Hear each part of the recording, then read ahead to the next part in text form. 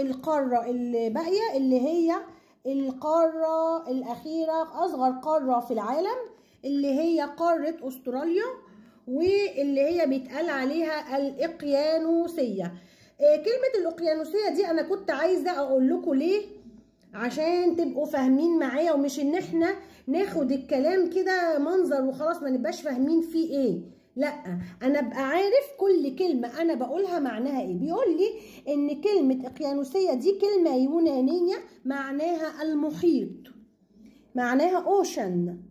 يبقى كلمة اوشن او كلمة المحيط اللي هي الاقيانوسية ده معناه ان القارة دي بتحيط بها مياه المحيطات من كل جانب، سواء المحيط الهادي او المحيط الهندي، فعشان كده سميتها الاقيانوسية.